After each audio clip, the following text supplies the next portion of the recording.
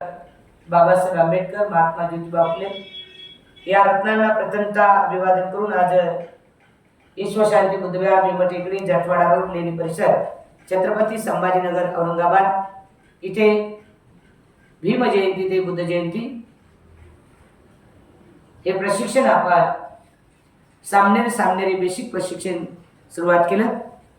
या बेसिक प्रशिक्षण शिबिराचा आजचा 25वा दिवस आहे आणि या 25व्या दिवसामध्ये आपल्या सर्वांचं वेलकम, सर्वांना मंगलकामना, सर्वांना शुभकामना। ज्यांनी तुम्हाला पाठवलं ते नातेवाईक, ज्या आईवडिलांनी तुम्हाला इथे आणून सोडलं त्या आईवडिलांना सर्वांना मंगलकामना देतो, शुभकामना देतो। सर्वांनी जोरदार टाळ्या वाजवा। आजच्या या 25व्या दिवसामध्ये आपण पदार्पण करताना अतिशय आनंद होत आहे। बाबासाहेबांच्या धम्मचळवळीसाठी आपण काही अंश का होईना, फुल नाही फुलाची पाकळी प्रयत्न करण्याचा, ते कार्य पूर्ण करण्याचा प्रयत्न आपण सर्वजण करत आहोत। त्या कार्यामध्ये आपण सर्वजण सहभागी आहात। कळत नकळत तुमचे आईवडील सहभागी आहेत, तुमचे नातेवाईक सहभागी आहेत, त्याबद्दल त्यांना मी खूप खूप धन्यवाद देतो की आपल्याला बाबासाहेबाला घेणार। आज आपण आयुष्यामध्ये जगत असताना आपल्या आईवडिलांचे उत्तराधिकारी आपण आहोत। आपण आईवडिलांचे उत्तराधिकारी आहोत। मग उत्तराधिकाराचं दायित्व काय आहे हे आपण आज बघणार आहोत। कारण उत्तराधिकारी म्हटला की त्याला सर्वस्व त्याच्याकडे आलेलं आहे। मग बाबासाहेब म्हणतात उत्तराधिकारी, आपण बाबासाहेब उत्तराधिकारी आहोत। कोणाचे उत्तराधिकारी आहोत? मग आपलं काय कर्तव्य आहे? आपण बाबासाहेबांचे उत्तराधिकारी आहोत, बाबासाहेबांच्या धर्माची पाईक आहोत। मग आपल्याला काय करावं लागेल? पहिली गोष्ट आपल्याला माणूस बनावं लागेल। पहिले काय करावं लागेल? मग माणूस बनून चालणार का? संत गाडगे महाराज म्हणतात मला माणूस हवा हो, माणूस हवा। मग आपण माणसं नाहीत का? 100% हवा, पण माणूस पाहिजे। तो कसा असला पाहिजे? तो शुद्ध असला पाहिजे, पहिली गोष्ट। तो सजग असला पाहिजे, जागरूक असला पाहिजे। हा पहिला। दुसरा माणूस।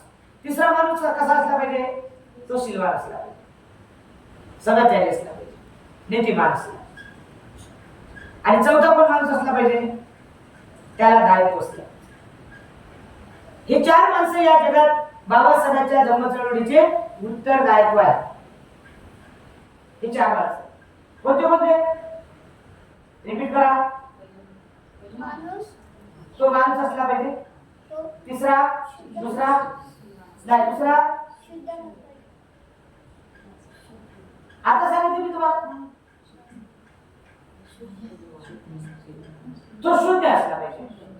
तो शून्य। शून्य म्हणजे आपण काय बोलतो त्याला कळलं पाहिजे। त्याला प्रत्येक वेळी एक एक शब्द तेच शब्द ते पुढे पाठ मागे सपाट, पुढे पाठ मागे पाठ सपाट, तो शून्य असला पाहिजे।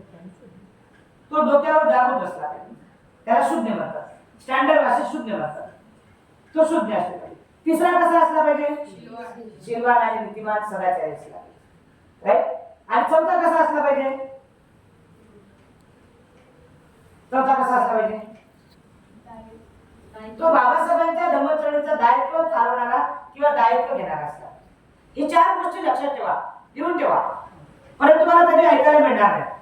मग हे दायित्व देण्याची गोष्ट असते, मग आपण आपल्या आईवडिलांचं पहिले दायित्व पूर्ण करायचं असते। आपल्या आईवडिलांनी आपल्याला जन्म दिला ही त्यांची जबाबदारी झाली। आपल्याला त्यांनी शाळेत टाकलं ही दुसरी जबाबदारी झाली। त्यांनी आपल्याला सर्व्हिसला लावलं ही तिसरी जबाबदारी झाली। आणि त्यांनी आपलं लग्न करून दिलं ही चौथी जबाबदारी। बघा आई वडिलांचं दायित्व काय? आई वडिलांचं दायित्व काय?